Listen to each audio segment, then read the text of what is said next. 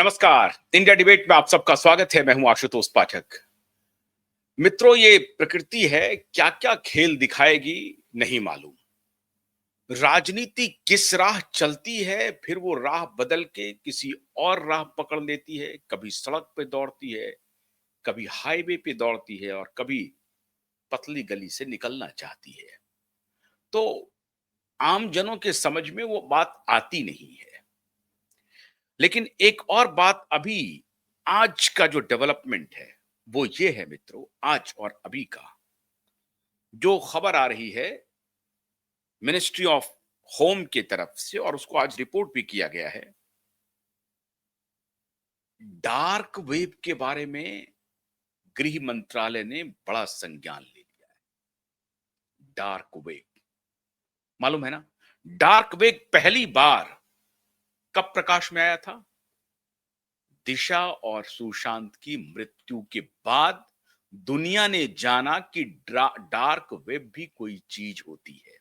वरना जो dark web में ऑपरेट करते थे वो उन ऑपरेटर्स को तो मालूम था, लेकिन दुनिया को मालूम नहीं था कि ये डार्क वेब होता क्या है, कौन इसे चलाता है, कौन इसका उपयोग करता है। पहली बार इस बात का जिक्र सुशांत और दिशा की मृत्यु के बाद हुई थी, और तभी लोग डार्क वेब के बारे में सर्च करना शुरू किया था। अब उस डार्क वेब को लेकर के क्या बात हो रही है अभी मैं बताने वाला हूं।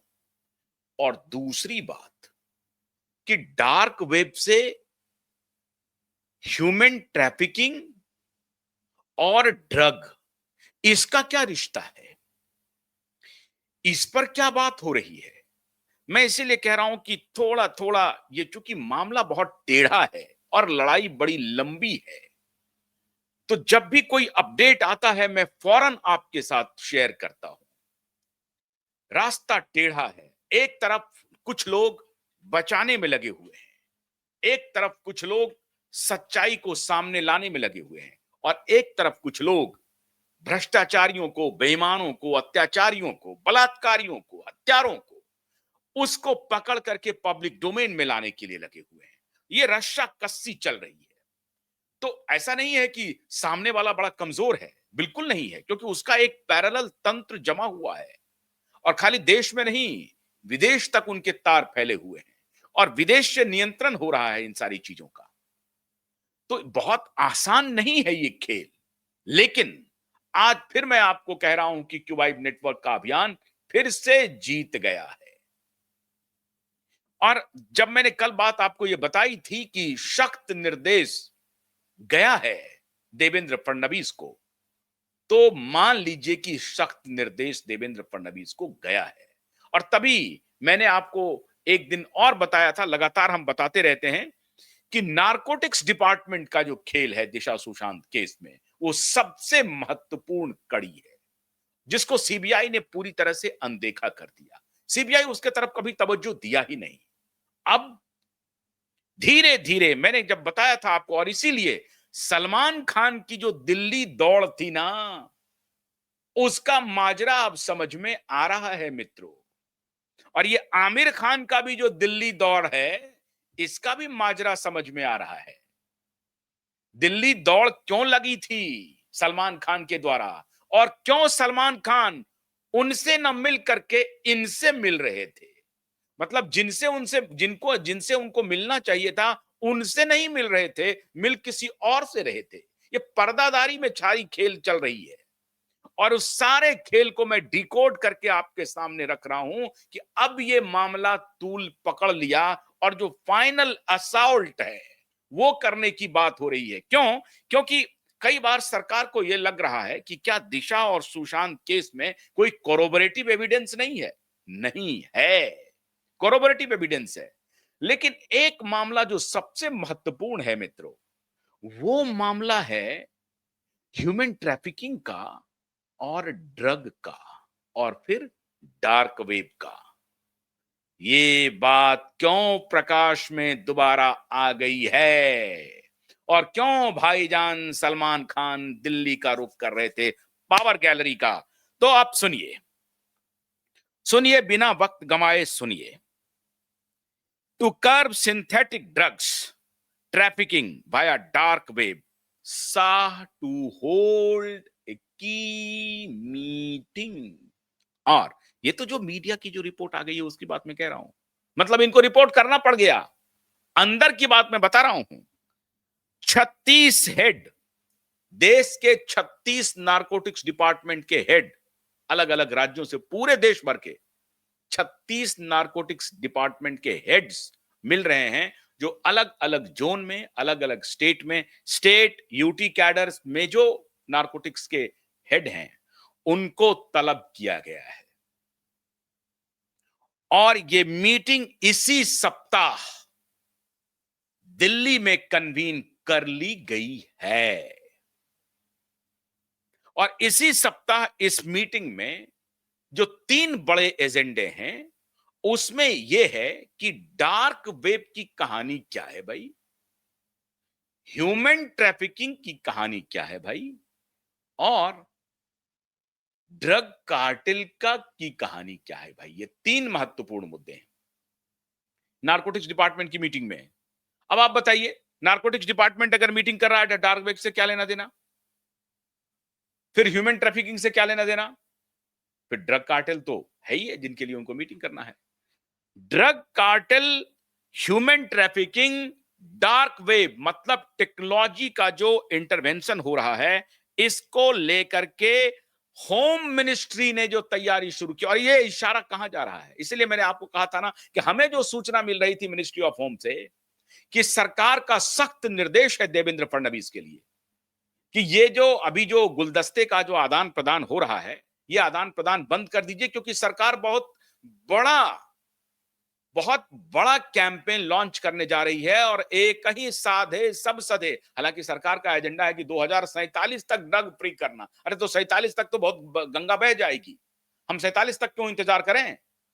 तो ये सब तो नहीं होगा, लेकिन जो अंदरूनी रिपोर्ट है मित्रों, आज मैं सरकार की थोड़ी बहुत आलोचना करूंगा अपने दूसरे शो में, वो अभी 3 बजे आएगा, उसे आप जरूर देखिएगा। और मैं तो सोच रहा था कि मैं फोन लाइन ओपन कर दूं आप लोगों के साथ बात करने से, लेकिन नहीं, अभी करते हैं और कल फोन लाइन ओपन करूंगा। लेकिन आज पहले इस बात को सुन लीजिए, क्योंकि इसके पहले ये खबर आ गई और जब मैंने अपने सूत्रों को फोन किया।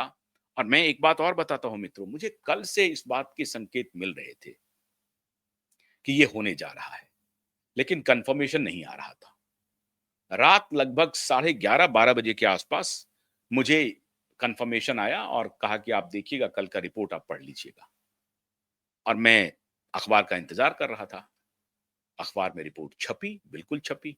इसका मतलब जो रात को 11:30 बजे मुझे सूचना मिल रही थी, वो सूचना बिल्कुल पुख्ता थी।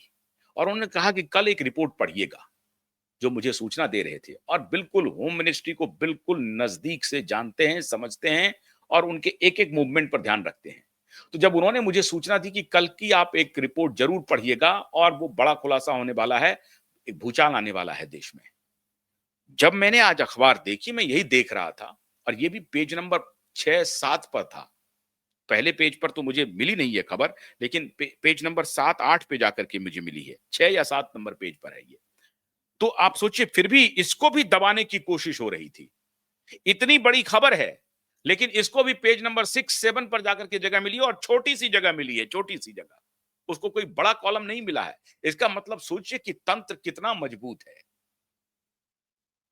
हमें रात को सूचना मिल रही है कि कल आप अखबार देखिएगा, और मैं अखबार सुबह उठ करके पलटता हूं और मुझे ये अखबार में ये रिपोर्ट मिलती भी है, लेकिन ये 6-7वें पेज पर मिल रही है अखबार की रिपोर्ट। इसका मतलब है कि ये रिपोर्ट जब होम मिनिस्ट्री से जा रही है, छपने के लिए जा रही है, बजाबता होम मिनिस्ट्री की ब्रीफिंग है ये, अगर ये रिपोर्ट छपने के लिए जा रही है, 11:30 बजे रात को मुझे इसकी सूचना मिल जाती है, तो इसका मतलब है कि मीडिया में जो रिगर है, मीडिया में जो इन बातों को, तथ्यों को दबाने की जो साजिश चलती रहती है, उसने अपने तरीके से दबाने की पूरी कोशिश की। उसने पेज नंबर 1 पे आनी चाहिए यह खबर, इतना इंपॉर्टेंट खबर है, कहीं पेज नंबर 1 पे या 2 पे आ जाता, और 6-7वें पर जाकर के दिया, जो लोग भूल जाएंगे, लोग पढ़ते हुए, रविवार का दिन है, अब देख भी नहीं पाएंगे, पढ़ भी नहीं पाएंगे। लेकिन उससे क्या होगा? उससे होना जाना कुछ नहीं है। उससे होना तो यह है कि सूचना जब मिली तो ये मिल गई। अब और डार्क वेब, ह्यूमन ट्रैफिकिंग और ड्रग कार्टेल, इसमें अब ये जो रिपोर्ट बनेगी, According to NCB, the conference will feature in-depth discussion critical aspects of drug supply, demand reduction, and harm reduction, including their far-reaching national security implication, and will seek to foster a whole government approach in addressing the complex challenges posed by drug trafficking and abuse. अब ये इसके पहले भी आपने देखा होगा, drug free India is NCB 2024 releases drug free in disposal and the conference agenda include the 6 technical sessions focusing on key areas such as. अब इसके पहले एक डॉसियर जो मैंने आपको बताया था ना कि कैसे adopted a zero tolerance. Government has adopted a zero tolerance policy towards drugs, and Amit Shah's directive to form a dedicated anti-narcotics task force in all states and UTs marked a significant step towards the vision of drug-free India. अब मैंने जो आपको कुछ दिन पहले यह खबर सुनाई थी कि सलमान खान का एक डॉसियर मिनिस्ट्री ऑफ होम के पास पड़ा हुआ है, क्योंकि आप ध्यान दें कि इसी साल के शुरुआत में दिल्ली में 13,000 करोड़ का ड्रग पकड़ाया था और उसका एक खेप मुंबई से लेने के लिए चल दिया था, जो कि 15 किलो ड्रग मुंबई जाना था और उसके बाद पूरे देश में सप्लाई होना था। कांगला पोर्ट पर भी हुआ था, जो अडानी का पोर्ट है, उस पर भी 3,000 करोड़ का से ऊपर का ड्रग पकड़ाया था। लेकिन वो ड्रग कहां गया, उसकी बड़ी आलोचना भी हुई अडानी जी की कि कैसे वो आ रहा है, कैसे हो रहा है। लेकिन अब ड्रग पेडलर तो भाई कहीं भी पहुंच जाएंगे, उसमें अडानी क्या कर सकते हैं। खैर, लेकिन ये जो ड्रग की सप्लाई चल रही थी पूरे देश में, उसमें मुंबई के बॉलीवुड के बारे में सरकार के पास बहुत ही अंदरूनी रिपोर्ट है, जिस रिपोर्ट पर हम लोगों ने, जिसको आधार बना करके जो शुरुआत में हम लोगों ने इन्वेस्टिगेशन शुरू किया कि आखिर आदित्य ठाकरे का नाम क्यों आ रहा है, डिनो मौर्या का, आदित्य ठाकरे का, अरबाज खान का, सूरज पंचोली का, सलमान खान का, उनके जो शेरा हैं बॉडीगार्ड, उनका, इन लोगों का क्या आपस में रिश्ता है। इन लोगों का रिश्ता पता चला कि इन लोगों का रिश्ता व्यापारिक है और वो व्यापारिक रिश्ता कोई कंस्ट्रक्शन का काम नहीं कर रहे हैं। हालांकि एक काम और भी कर रहे थे डिनो मौर्या, कंस्ट्रक्शन का काम नहीं कर रहे हैं, वो कोई स्कूल चलाने का या हॉस्पिटल चलाने का काम नहीं कर रहे हैं। ऐसे कोई व्यापारिक रिलेशन नहीं है। इनके बीच रिलेशन किस चीज का है? इनके बीच रिलेशन है ड्रग के सप्लाई का, ड्रग बेचने का रिलेशन है। और ये जो ड्रग कार्टेल है, इसको कौन एक्सपोज करती है सर? Narcotics department. और नारकोटिक्स डिपार्टमेंट ने सुशांत और दिशा की मौत में जब एक्टिव हुई थी नारकोटिक्स डिपार्टमेंट ने, तो समीर बानखेड़े ने 3,000 पेज का डॉसियर तैयार किया था। अब इस डॉसियर के आधार पर सीबीआई ने रिया चक्रवर्ती को अरेस्ट नहीं किया, कुछ भी नहीं किया, लेकिन 3,000 पेज का जो डॉसियर था, वो डॉसियर सरकार के पास है। सरकारी काम साहब धीरे धीरे चलती है। और तब जैसा कि आप देखें कि एक ही डिपार्टमेंट में अलग अलग स्टेक होल्डर्स हैं। एक ही डिपार्टमेंट में एक ऑफिसर है जो इस धंधे को चलाने में मदद कर रहा है, एक ऑफिसर है जो इस धंधे को दबाने में मदद कर रहा है, एक ऑफिसर है जो इस धंधे को एक्सपोज करने में मदद कर रहा है और इस धंधे को बंद कराने में मदद कर रहा है। तो ये 3 प्रकार के एक ही डिपार्टमेंट में आपको ऑफिसर मिल जाएंगे। कैसे, वो भी सुन लीजिए आप। समीर मानखेड़े ने जब शाहरुख खान के पुत्र को गिरफ्तार किया, आर्यन खान को, तो उसी डिपार्टमेंट के ऑफिसर ने समीर बानखेड़े के खिलाफ इंक्वायरी लॉन्च कर दिया और समीर बानखेड़े के खिलाफ यह कहा कि भाई शाहरुख खान से समीर बानखेड़े 30 करोड़ की डील कर रहा था बेटे को छोड़ने के एवज में। ये कौन कर रहा था? ये कहानी कहां से आई? उसी नारकोटिक्स डिपार्टमेंट से आई। आज दोनों के दोनों ऑफिसर को अलविदा कह दिया गया है। जो दोनों ऑफिसर थे मुंबई में, जो यहां से दिल्ली से भी गए थे, उन दोनों को अलविदा कह दिया गया है। दोनों को कहा गया है कि भैया आप अपना बोरिया बस्तर बांध लो। और वो एक तो उसमें नेतरहाट स्कूल से आए थे, इसलिए मैं नेतरहाटियन के बारे में बोल रहा हूं। मैं पूरी मजबूती के साथ और बहुत ही जिम्मेदारी के साथ कह रहा हूं कि मुझे आज तक नेतरहाटियन जो मिले हैं, उसमें बहुत कम संख्या में ईमानदार मिले हैं, जबकि वो स्कूल बहुत शानदार था।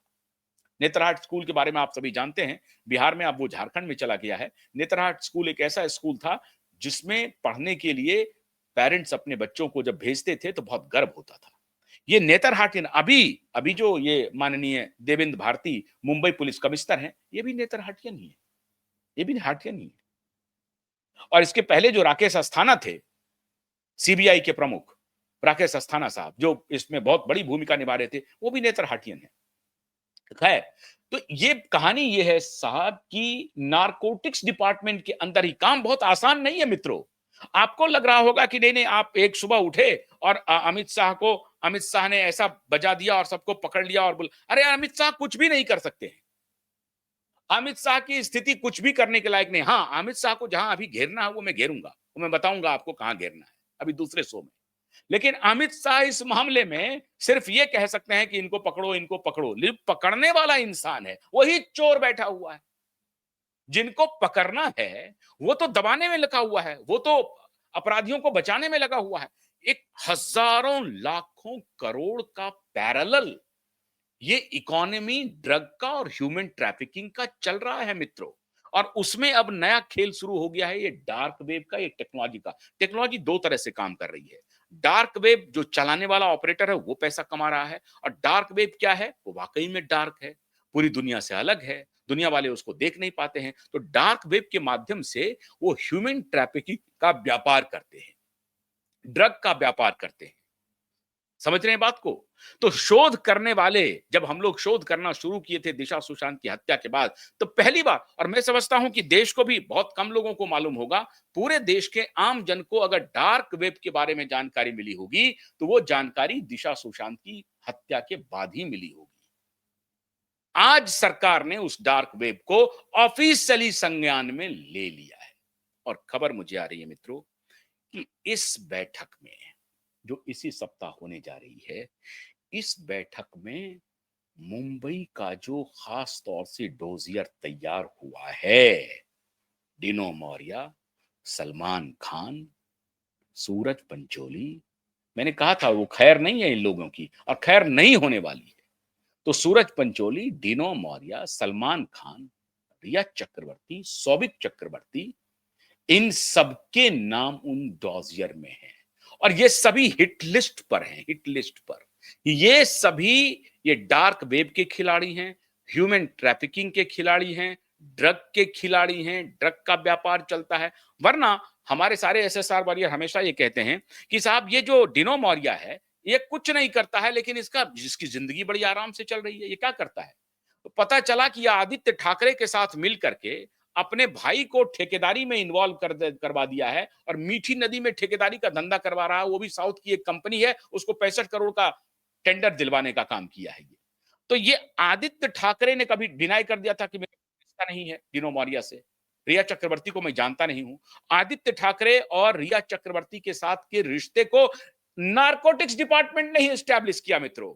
सीबीआई तो कह रही है कि नहीं नहीं, वो तो आदित्य उद्धव ठाकरे की जगह कोई और था जिसको फोन कर रही थी रिया चक्रवर्ती। सीबीआई का टोटल इन्वेस्टिगेशन सिर्फ इसीलिए रिया चक्रवर्ती को बचाने के लिए हो रहा है, क्योंकि रिया चक्रवर्ती अगर फंसेगी तो रिया चक्रवर्ती के तार आदित्य ठाकरे और तमाम ड्रग कार्टल और ह्यूमन ट्रैफिकिंग तक पहुंचेगी। और जैसा मैंने आपको बताया कि एक डिपार्टमेंट में एक ऑफिसर इस पूरे एक्सपोजे को दबाने में लगा हुआ है, और उसी डिपार्टमेंट का दूसरा ईमानदार ऑफिसर हम जैसे लोगों को इंफॉर्मेशन भी पहुंचा रहा है। लड़ाई बहुत कठिन है मित्रों, आसान लड़ाई बिल्कुल नहीं है।